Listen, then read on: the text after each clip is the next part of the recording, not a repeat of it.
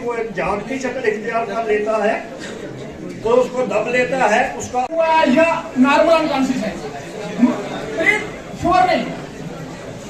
लोग एक्स्ट्रा लग जाते हैं, तो जो मेन बचाने वाला था उसको तो भी नहीं बचा सकते हैं, और जो दूसरा होता है उसको भी हम बचा नहीं पाते हैं। तो पहले अपनी स्ट्रेंथ को और स्ट्रेंथन करना और वीकनेस को खत्म करना है। हर एक चीज के हम एक्सपर्ट नहीं हैं। अब आपको बताएंगे अगर हेड इंजरी आए तो क्या करना है। ब्लीडिंग जब भी हो पहले गार्ड के जाना जरूरी। तो उनमें से क्या होता है, हम ज्यादा से ज्यादा लोगों को बचा सकते हैं।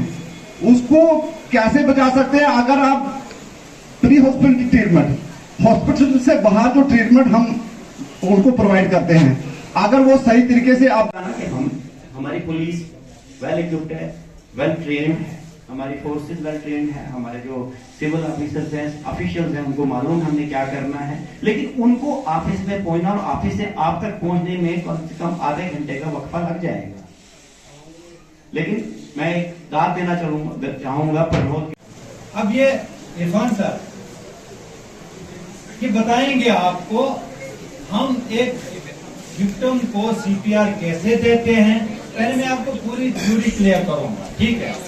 थ्योरी में फिर आपको डेमोन्स्ट्रेशन करके जब ये बताएंगे तो आपके माइंड सेटअप में बैठ जाएगा।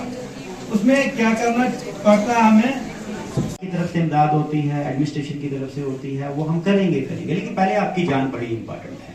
अभी जैसे ये क्लाउड बर्स्ट हो गया तो हम भी उसी दर में थे। हमारे एसएसपी साहब का रेजिडेंस था, वहां पे पानी आ गया, 2-2:30 बजे वो बाहर निकल आए। तो 2-2:30 बजे बाहर निकल आए तो डीसी साहब ने इमीडिएटली जितने भी प्रोमिनेंट लोग थे उनको फोन कर लिया कि आपके सब ठीक है। तो सब लोग जागे और सब लोग जो है अपना अपने एरिया से निकल। बेहोश होने के बहुत सारे कारण हैं, लेकिन अब इसको हार्ट अटैक हुआ है तो हमें सीरियस हो जाना है। इसको अटैक हुआ है तो कैसे हमें पता लगेगा? एक बंदा प्लीज। कौन सी पल्स? ठीक है, पूछा था, ठीक है, ठीक है। ये बता रहे हैं कि हम इनकी 2 सीट हार्नेस कैसे बनानी है, 3 सीट हार्नेस कैसे बनानी है, किक के बैक क्या होता है, उसको कैसे क्यों लेते हैं इसको। ये होगी ट्राइंगल पैटर्न। इसको ऐसे बनाने का तरीका इसलिए बनाते हैं, इसकी ये वाली साइड जो होती है 42 इंचेस होती है और ये वाली लेंथ जो होती है 52। ये होगी ट्राइंगल बैंडेज। एक होती है शिलिंग, वो ऐसे आप खाली ऐसे भी काट कर उसको बांधने के लिए बना सकते हैं, लेकिन उसमें ज्यादा ट्विस्ट नहीं मारते हैं। सिंपल में उसको बांधना है, इसको बोलते हैं शिलिंग। ये शिलिंग, ये होगी शिलिंग। और ये हमारे पास है क्रोमोवाइज स्प्लिट, ये है बने हुए, लेकिन आपने इम्प्रोवाइज तरीके से कैसे बनाने हैं उसके बारे में आपको बताऊंगा कि आपके घर में गत्ते की। हम किसी को ये नहीं बोल सकते हैं कि आपने ये दवाई लेनी है, आपको हम ऐसे करेंगे। अगर इसकी बाजू फ्रैक्चर हुई है या डिसलोकेट हुई है, जिस पोजीशन में है उसी पोजीशन में स्प्लिंटिंग करनी है।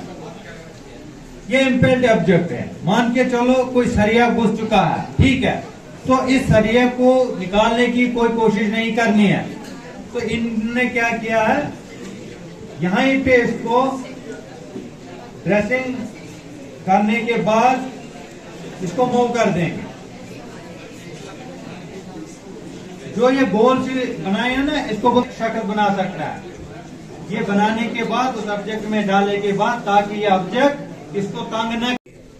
अगर बचना है हमने तो बैंकर हमें चाहिए, जो अंडरग्राउंड बैंकर जो बने हैं, जैसे बॉर्डर में जो अंडरग्राउंड बैंकर बने हुए थे, जो गवर्नमेंट ने भी बनाए हुए हैं और कुछ सिविल लोगों ने भी अपने घर में बनाए हुए थे। और मेरा घर भी वहीं पे ही है, बॉर्डर साइड ही है। जैसे पुंछ के लोग हैं, जैसे रजौरी के हैं, जम्मू साइड हैं, नवांशहर साइड पंजाब में जो रहते हैं, तो जो बैंकर जिन्होंने बनाए हुए थे, जो बैंकर में चले गए थे, वो उनकी लाइफ जो है वो सेफ रही है। जो ओपन में जो रहे हैं, जो कुछ लोग जैसे बाहर में, जैसे रात के टाइम जब फायरिंग होती है, कुछ लोग जो हैं वो बाहर निकलते हैं देखने के लिए, तो उससे भी कैजुअलिटी हुई है। तकरीबन आप देखते हैं कि यहाँ पर आए दिन कुछ न कुछ हादसे होते रहते हैं। थोड़ा हमारा एरिया डिज़ास्टर प्रोन चल रहा है। पिछले दिनों यहाँ पे फ्लैश फ्लड आए, आग भी यहाँ पे लगती है। उसके अलावा बाकी हालात से आप वाकिफ़ ही हैं।